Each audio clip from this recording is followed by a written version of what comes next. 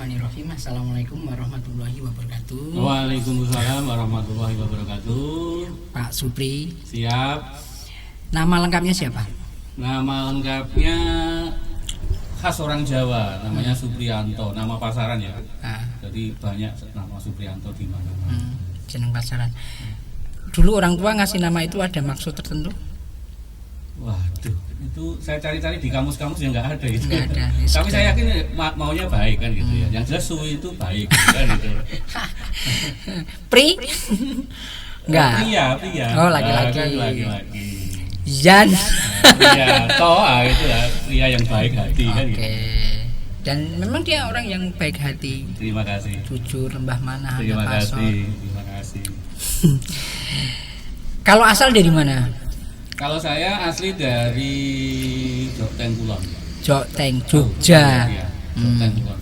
Tapi Jokteng Kulon bukan Pojok Beteng ya. Jokteng Kulon. Dari situ kira-kira 40 kilo. Jadi Bantul. Kulon Progo. Waduh. Kulon Progo.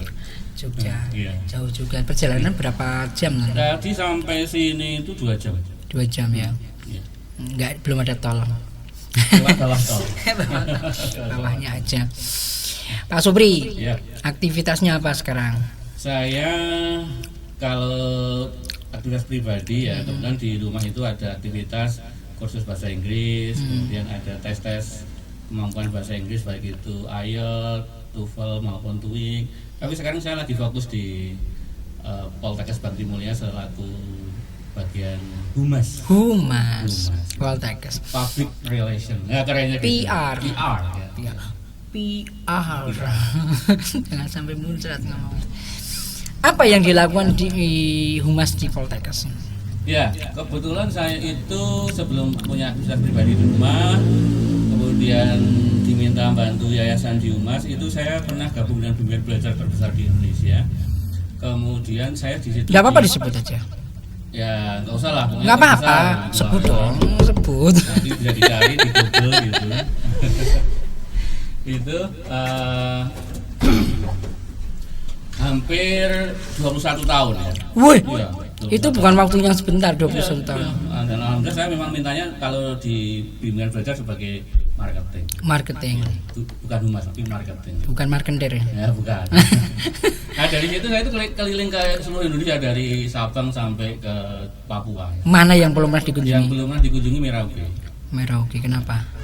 Karena belum ada cabang di Merauke. Oh, Jadi hampir semua SMA, SMP, SD itu di ibu kota provinsi di Indonesia saya pernah mendatangi untuk memberikan motivasi. oh motivasi. Iya, bahasanya keren, motivasi. Motivasi.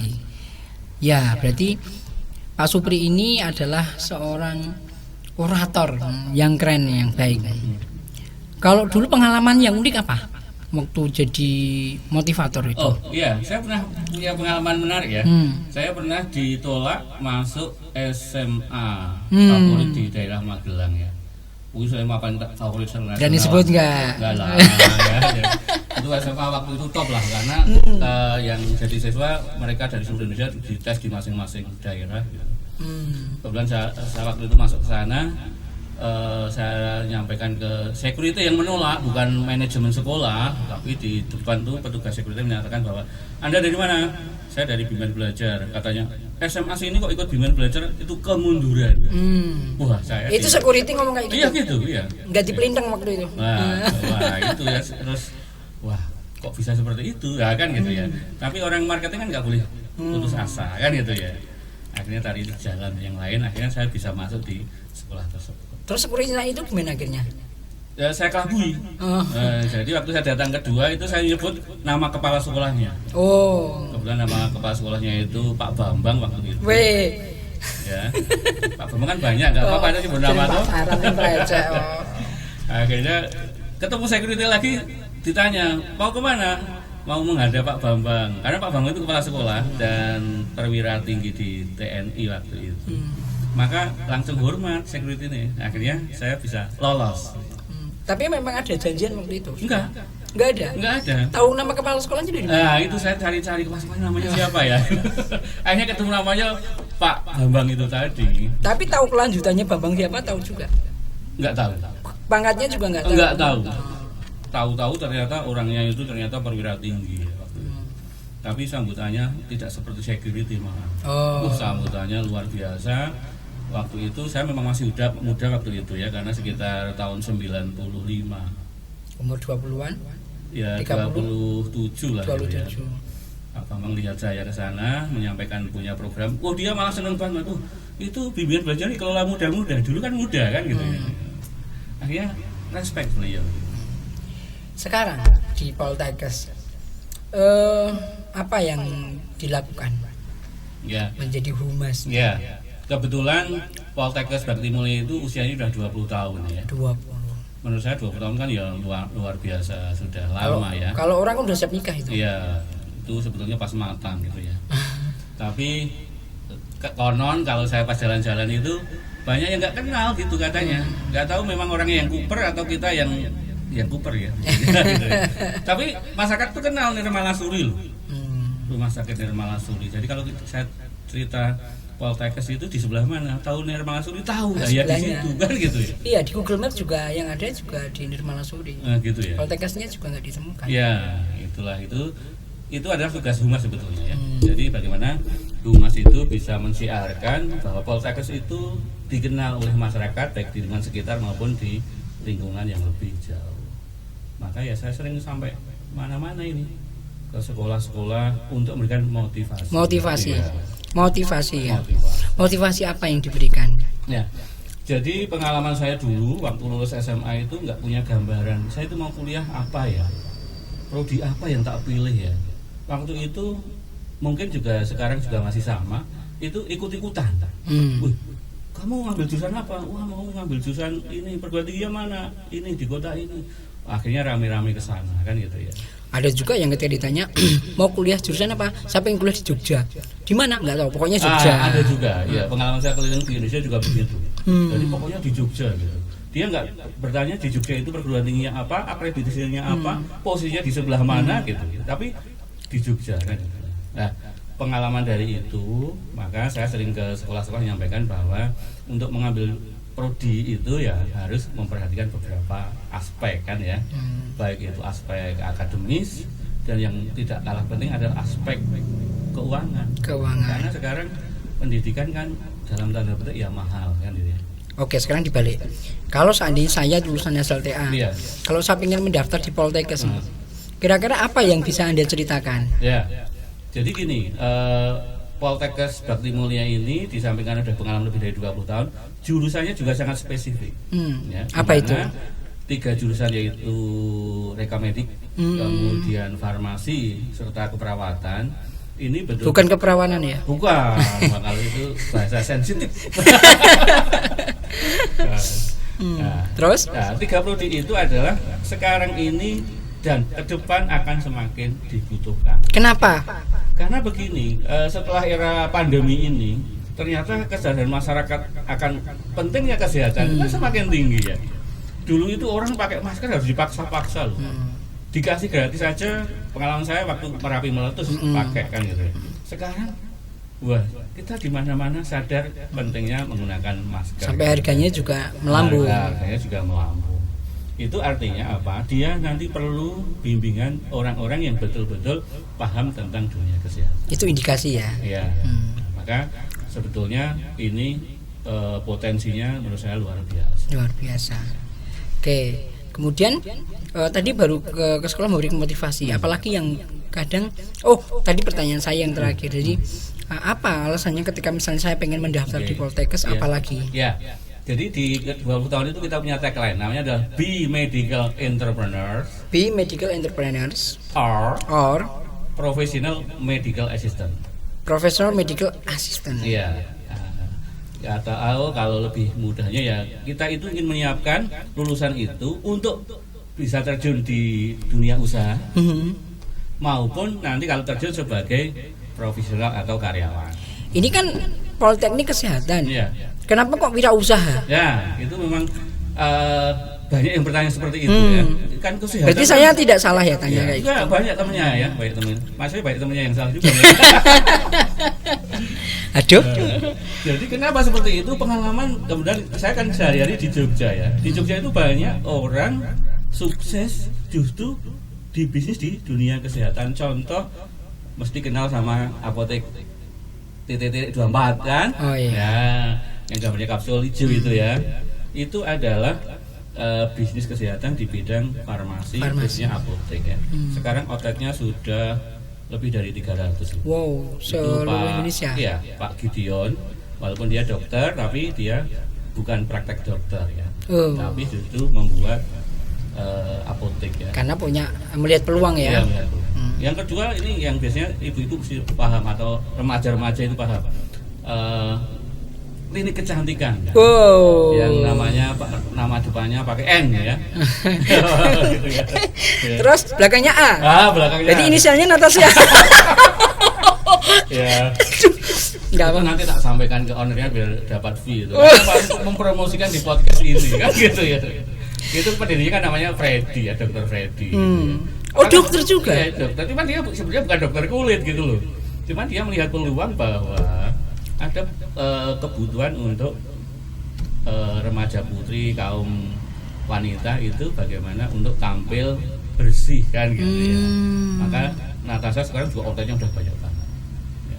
Okay. Dan masih banyak lagi sebetulnya peluang-peluang itu yang nanti bisa kita ambil. Ya tidak harus langsung besar seperti K24, dulu juga kecil. Itu nyebut. Oh iya, nanti dia yang K24 tadi. Enggak lagi nyebut lagi. Nanti saya usulkan sama yang punya Yang kedua punya untuk endorse. Gideon ya. Nanti kita undang besok. Oke. Berarti sebenarnya tidak ada alasan ya kuliah di kesehatan itu untuk jadi pengusaha, itu tidak ada alasan. Oh iya. Karena sebenarnya orang kuliah itu sebenarnya hanya untuk membesarkan semangat, Ya, membuka jendela ya. Dan membuka Hmm. wawasan bahwa dia itu makin dewasa. Nah setelah itu mau ngapain gitu loh. Dan pengusaha ini adalah salah satu alternatif setelah lulus dari Poltekkes. Kalau menurut saya justru ini alternatif penting ya. Harus sekarang dibalik jadi alternatif paling utama. Menurut saya begitu ya. Kenapa? Karena justru nanti dia bisa menciptakan lapangan kerja. Nah, itu yang keren. Menciptakan lapangan kerja. Jadi bukan bekerja di tempat lain. Ya. Bekerja di tempat lain juga nggak masalah. Ya, betul.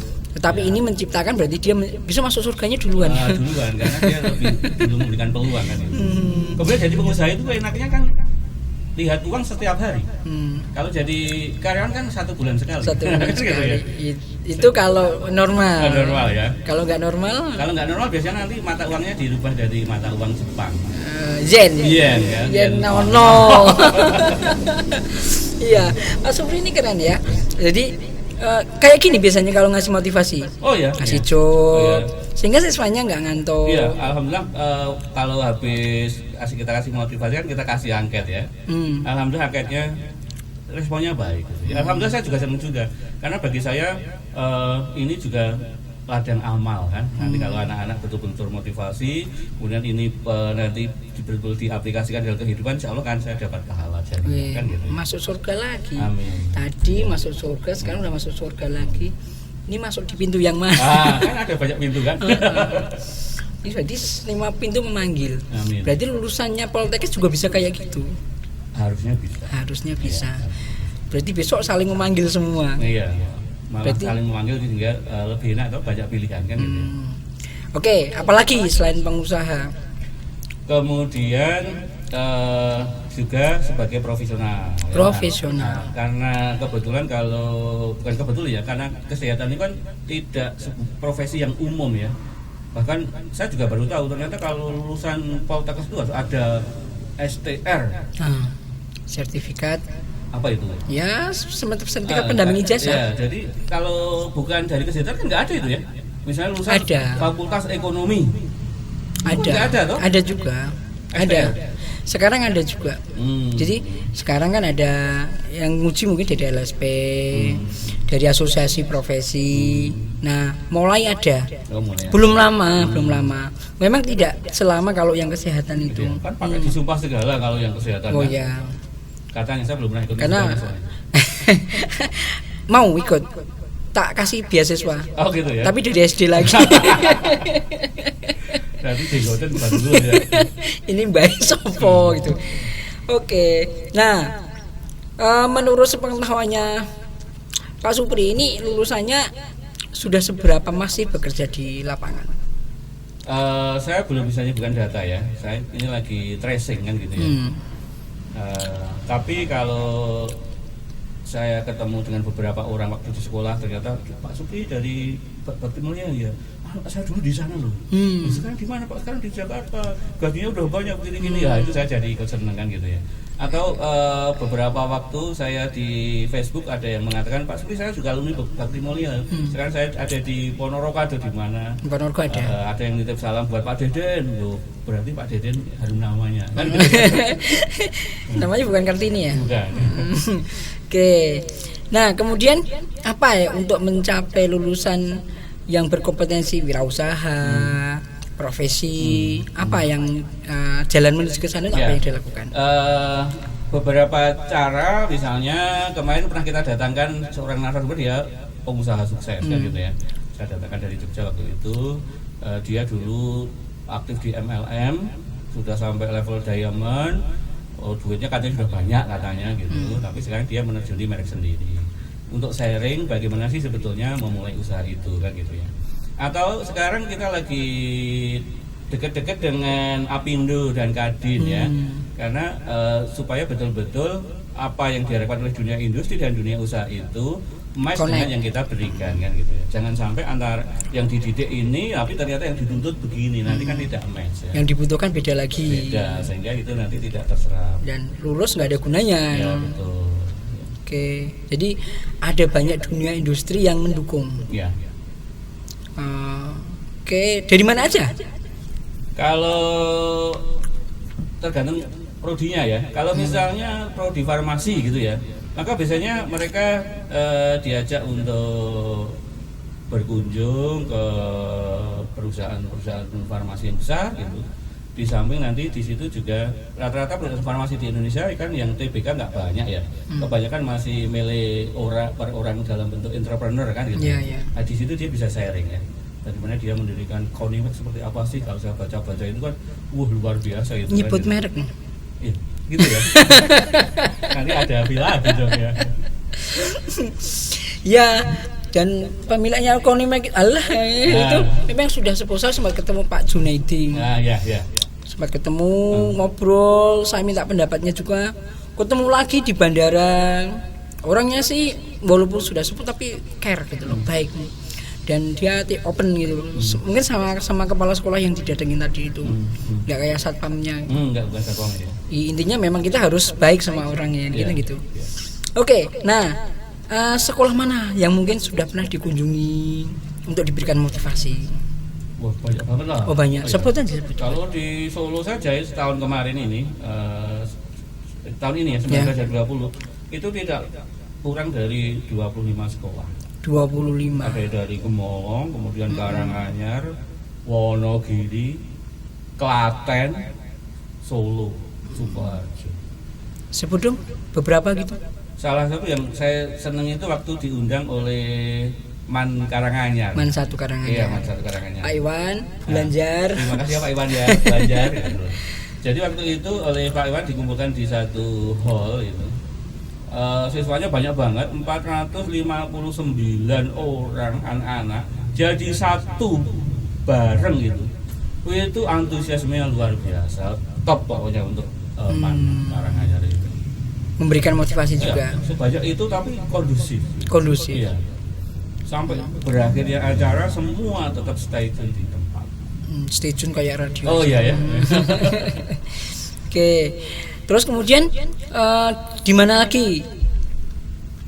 Ingat nggak? Yang bukan di Karanganyar. Yang atau selama di Poltekkes? Selama di Poltekkes. Oke. Yang sekolah yang selama di Poltekkes pernah di Wonogiri itu SMK, kebetulan namanya sama loh. Namanya SMK Kesehatan Bakti Mulia. Oh iya. Ya. Itu sengaja apa enggak kesananya? Namanya. Oh sengaja. Maksudnya nemu SMK Kesehatan itu loh. Sengaja juga gitu. Oh, udah terencana. Iya, saya pikir juga sama gitu loh. Ternyata bukan. Ternyata saya tanya ke yayasan ini satu bagian dengan yayasan Bakti. Oh enggak, itu beda gitu. Apa kesannya di sana? Kesannya di sana karena waktu itu relatif awal-awal saya di Poltekkes ya, sekitar bulan Desember kalau nggak salah. Berarti belum lama ya? Belum. Itu kalau di sana kan per kelas ya. Per kelas. Itu banyak sekali pertanyaan-pertanyaan anak-anak ya, kaitannya dengan nanti kalau setelah lulus itu harus kemana.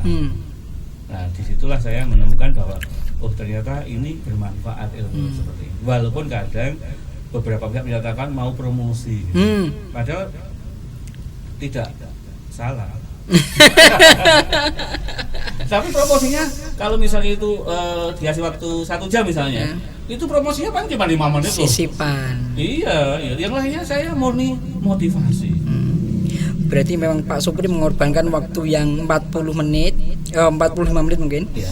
Nah, dengan mengorbankan 45 menit dapat yang 15 menit gitu. Iya. Karena kalau promosi itu kan sudah banyak.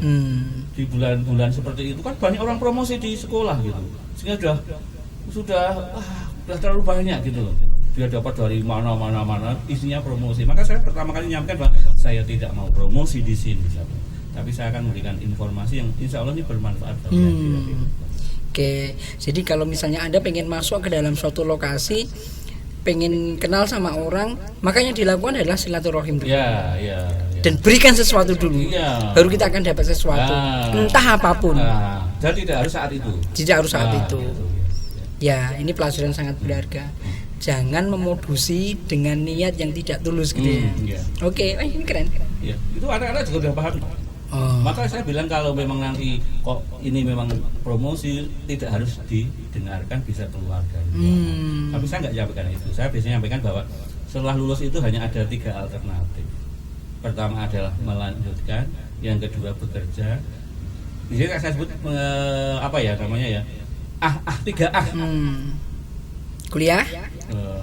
Kuliah, mencari nafkah, atau bekerja, atau nikah. Gitu ya. Itu. Nah, yang terakhir itu kayaknya lebih menarik. Itu bagi beberapa kelompok. Yang lainnya menjadi memolol. Oke, nah dari sekian itu mungkin ada nggak yang seperti di kasus di Magelang mendapat tanggapan yang kurang responsif? Alhamdulillah kalau yang ini nggak ada ya, nggak ada. Ini rata-rata luar biasa sekolahnya dengan baik. Ya. Bagaimana kalau ada yang datang ke suatu sekolah, terus dia memang hard selling, tujuannya memang agar masuk ke kampusnya dia? Menurut jenengan gimana? Menurut saya itu kurang elegan. Karena apa? Itu berarti modus tadi gitu. Menurut saya kita harus memberikan sesuatu yang itu insya Allah memberikan manfaat bagi mereka, baik nanti kalau kuliah atau nanti kerja atau untuk kehidupan ini pada. Oke. Ya, kalau kita memberikan, nanti kita akan diberi orang lain juga. Ya, pasti. Tangan Tuhan berarti yang bekerja. Pak Supri, di Poltekkes ini memangnya apa fasilitasnya ketika ada orang mungkin mau masuk ke sana?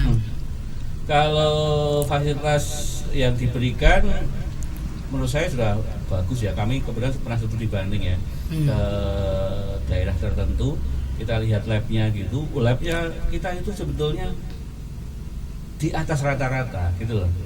Sehingga walaupun mungkin biayanya kan nggak mahal amat di Poltekkes itu, di Poltekkes Bakti Mulia ya, itu biaya kuliahnya itu relatif rendah, bahkan dibanding perguruan tinggi negeri kesehatan sekalipun. Nggak boleh nyebut merek ya. Di perguruan tinggi kesehatan. Ya. Kok bisa lebih murah, kenapa? Ya faktanya seperti itu gitu.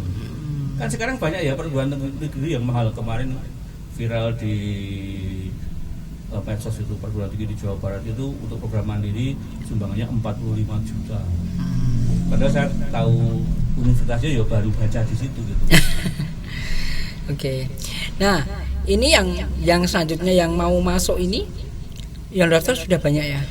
Alhamdulillah sudah lebih banyak dibanding tahun kemarin. Tahun kemarin ya. Di waktu yang sama, di waktu yang sama maupun insya Allah kumulatif selama 1 tahun.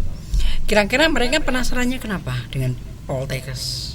Menurut saya mereka memang sekarang anak-anak lebih realistis ya, bahwa bagaimana lebih cepat lulus kemudian bisa cepat kerja kan gitu ya. Iya. Nah, kebetulan Poltekkes ini kan diploma 3 sehingga jelas lebih cepat lulus dibanding yang S1 kan. Karena kalau S1 paling cepat pinter banget itu 4 tahun, pinter banget kan gitu. Bahkan ada yang 8 tahun baru lulus S1 ya. Itu istri saya soalnya. Lucu nih kok dipamerke sing elek. Enggak jelek kok itu. Oh, enggak toh? Karena nikah sebelum lulus gitu. Berarti yang kurang ajar ya suaminya. Gitu ya. Sopo toh? Jadi cepat lulus kemudian cepat kerja. Menurut saya itu strategis pemikiran mereka. Nah, kenapa tidak S1 langsung S1? Kan D3 nanti bisa transfer ke S1. Bisa transfer ke S2. Kerja bisa dulu ya. S3 kan gitu ya. Seperti tadi cerita ketua Kadin tadi, Dirjen Vokasi itu dulu kan diploma 3. Kemudian transfer S1, S2 sekarang jadi Dirjen. Jadi Vokasi. dirjen. Iya. Berarti kalau gitu kita kalau mau jadi dirjen sekolah D3 dulu ya. Mestinya begitu gitu ya. Itu dari Dirjen Vokasi. Kalau jadi Iya. ya kalau enggak yang ngangkat sendiri aja. Tapi menurut saya itu cerdas gitu yang memilih bahwa tidak harus S1. Apalagi kalau kita dari kalangan ekonomi yang menengah ya. Kalau yang menengah ke atas sih ya mau S1, S2 kuliah di luar negeri juga nggak masalah gitu. Tapi kalau kita dari kalangan ekonomi menengah itu menurut saya memilih diploma 3 itu adalah pilihan yang sangat strategis.